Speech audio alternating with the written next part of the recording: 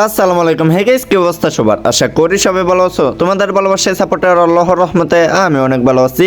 তো আজকের এই ভিডিওটা কিন্তু তোমাদের জন্য অনেকটাই স্পেশাল। বিশেষ করে নতুন যারা স্পোর্টস প্লেয়ার হইতে চাইতেছো তাদের জন্য কিন্তু এই ভিডিওটা অনেকটাই স্পেশাল। কারণ হয়ে যাচ্ছে আজকের এই ভিডিওতে আমরা এরকম একটা প্রশ্নের উত্তর দিব যেটা কিনা ম্যাক্সিমাম সবাই করে থাকে।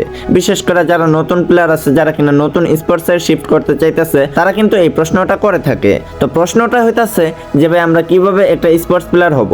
তো আজকের এই ভিডিওতে আমি তোমাদের একবারে স্টেপ বাই স্টেপ তোমাদের গাইড করে দিব, মানে বলে দিব যে তোমরা কিভাবে শুরু থেকে শুরু করে একবারে শেষ পর্যন্ত মানে T1 লবি পর্যন্ত পৌঁছাবা। তো আশা করি ইতিমধ্যে তোমরা বুঝে গেছো যে আজকের এই ভিডিওটা তোমাদের জন্য কতটা ইম্পর্টেন্ট। তবে তার থেকে বেশি কিন্তু আমার ইম্পর্টেন্ট। তবে আমার ভিডিওটা ইম্পর্টেন্ট না, আমার হইতাছে তোমাদের একটা সাবস্ক্রাইব অনেক ইম্পর্টেন্ট। তো তোমরা কষ্ট করে সাবস্ক্রাইব করে দাও, কারণ একটা ভিডিও বানাইতে কিন্তু এত সহজ না ভাই। মানে ফার্স্টে স্ক্রিপ্ট লেখো, তারপরে ভয়েস ওভার করো, আবার এডিট করো, মানে মেলা ঝামেলা আছে। তো অনেক কষ্ট হয় ভয়েস দিতে আর ভিডিও বানাইতে। তো এর জন্য একটু কষ্ট করে সাবস্ক্রাইব করে দিও চ্যানেলটা। সাবস্ক্রাইব করলে তো আর তোমাদের আহামরি কষ্ট হইতাছে না, আর টাকা পয়সাও নিয়ে নিতেছি না, বুঝো নাই? তো অবশ্যই চ্যানেলটা সাবস্ক্রাইব করে দিও। তো চলো ভিডিওর মূল টপিকে যাওয়া যাক। তুমি যদি এই স্পোর্টস জিনিসটাকে শুধু একটা গেমের অংশ ভাবো, তাহলে আমি তোমাকে একটা কথাই বলবো, তুমি এখনো ভুল ভাবনায় আছো।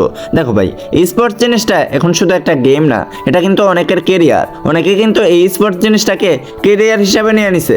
লাইক তোমরা আরএসকে যাও ব্রেকার্স, তারপরে বাহিরের সার্ভারে অনেক টিম আছে, ওদেরকে দেখতে পারো। আর এখানে ঢুকতে হলে শুধু গেম খেললেই হবে না, লাগবে তোমার ডিসিপ্লিন, ডেডিকেশন আর স্ট্র্যাটেজি। তো আজকের এই ভিডিওতে তোমাদের আমি এইগুলাই দেখাবো, এইগুলাই গাইড দিব। তো প্রথমেই বলবো নিজের স্কিল তৈরি করো। গান সেন্স, কোন গান কোন সিচুয়েশনে চালাতে হবে এটা তোমরা আগে জানো।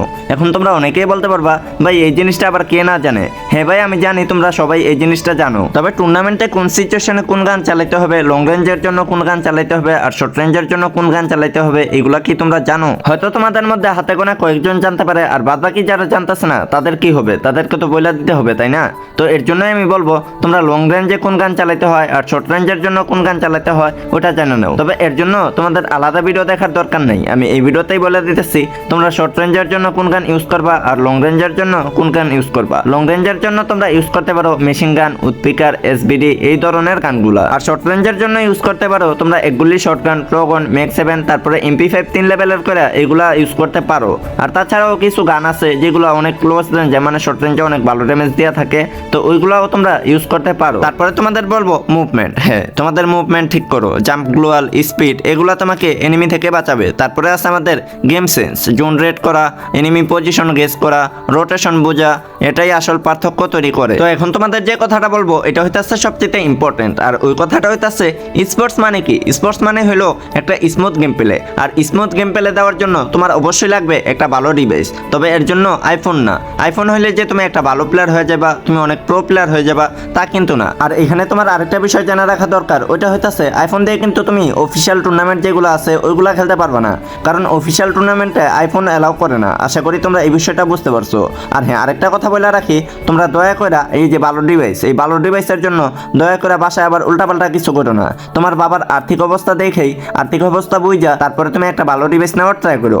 আশা করি তোমাদের এই জিনিসটা বুঝতে পারছি। আর দয়া করে বাসায় উল্টাপাল্টা কিছু করো না। তো তারপরে যদি তোমাদের বলি, ওইটা হইতাছে পারফেক্ট সেন্সিটিভিটি আর একুরেসি। দেখো ভাই, তোমরা অনেকেই কি করো, তোমাদের গেমের মধ্যে যে জেনারেল রেড ডট এগুলা আছে এগুলা বারবার চেঞ্জ করো। দেখো ভাই, এগুলা যদি তুমি বারবার চেঞ্জ করো তাহলে কখনোই তোমার একটা পারফেক্ট সেন্সিটিভিটি হবে না। তুমি ট্রেনিং গ্রাউন্ডে যাও, গেম প্লে করো, তারপরে যদি তোমার মনে হয় যে সেন্সিটিভিটির জন্য তোমার গেম প্লেতে ঘাটতি হইতাছে, তারপরে তুমি তোমার সেন্সিটিভিটি যেটা দরকার ওইটা বাড়াও, কমাও, দেন তুমি আবার গেম প্লে করো। তো এরকম করে তোমার যেটা পারফেক্ট মনে হবে ওইটা রেখা তোমার গেম প্লে মানে সেটিংটা ডাউনলোড করে রাখো, সেভ করে রাখো। আর একুরেসির কথা যে বললাম ওইটা তোমরা কিভাবে ঠিক করবা, ওইটা হইতাছে তোমাদের একটা পারফেক্ট সেন্সিটিভিটি যখন হয়ে যাবে, তখন তোমরা যখন ট্রেনিং করতে থাকবা, প্র্যাকটিস করতে থাকবা, তখন দেখবা তোমাদের একুরেসি এমনিতেই ঠিক হয়ে গেছে। আর আমি জানি তোমরা অনেকেই হয়তো বোরিং হইতাছো আমার এইসব কথাবার্তা শুনে। দেখো ভাই, তুমি একটা স্পোর্টস প্লেয়ার হইতে গেলে, নতুন স্পোর্টস প্লেয়ার হইতে গেলে তোমার অবশ্যই এগুলা জানা দরকার, এগুলা ঠিক রাখা দরকার। নয়তো তোমরা আমার এই কথাটা বুঝো, তোমার গেম প্লে যদি ঠিকঠাক না থাকে, তোমার গেম প্লে যদি ডাউন থাকে, আর তোমার টিমের বাদ বাকি সবার গেম প্লে যদি ভালো থাকে, ওইখানে কি তুমি সবার মতো মাথা উঁচু করে চলতে পারবা? ওই স্কোরে থাকতে পারবা? কখনোই পারবা না।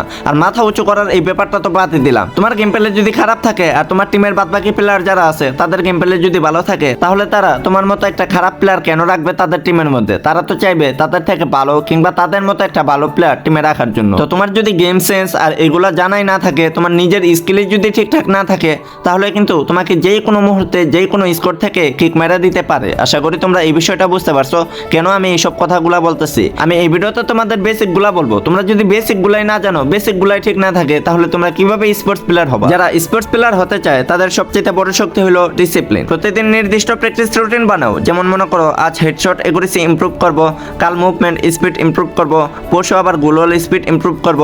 এরকম করে তোমরা প্র্যাকটিস করতে থাকো। তবে সবচেয়ে বেটার হয় তোমরা কাস্টম রুম বানায় তারপরে এই প্র্যাকটিসগুলো কন্টিনিউ করতে থাকো, কারণ কাস্টমের মাধ্যমে কিন্তু তোমাদের স্কিলগুলা দ্রুত ইমপ্রুভ হতে থাকবে, ডেভেলপ হতে থাকবে। তারপরে হইতাছে তোমাদের একটা ভালো স্কোর। এটা হইতাছে ভিডিওর সবচাইতে গুরুত্বপূর্ণ কথা, গুরুত্বপূর্ণ বিষয়। আর স্পোর্টসে শিফট হইতে গেলে তুমি যদি একটা স্পোর্টস প্লেয়ার হইতে চাও, তাহলে অবশ্যই তোমার একটা ভালো স্কোর দরকার। আর তোমরা কিভাবে একটা ভালো স্কোর বানাবা, এখন যদি আমি তোমাদের এটা বলতে যাই, তাহলে এই ভিডিওটা অনেকটাই বড় হয়ে যাবে, অনেকটাই লং হয়ে যাবে। আর আমি চাইতাছি না ভিডিওটা অনেকটা বড় করতে। তো তোমাদের যদি দরকার হয়, তোমরা যদি চাও কিভাবে একটা ভালো স্কোর বানাবে, তাহলে কমেন্টে আমারে জানাও। আমি নেক্সটে তোমাদের জন্য এই ভিডিওটা নিয়ে আসবো। তো আজকের এই ভিডিওটা আমরা এই পর্যন্তই এন্ড করলাম। দেখা হবে নতুন কোনো ভিডিওতে, নতুন কোনো টপিকের সাথে। ততক্ষণ পর্যন্ত আশা করি সবাই ভালো থাকবা, সুস্থ থাকবা, ভালো রাখবা চারপাশ। আল্লাহ হাফেজ।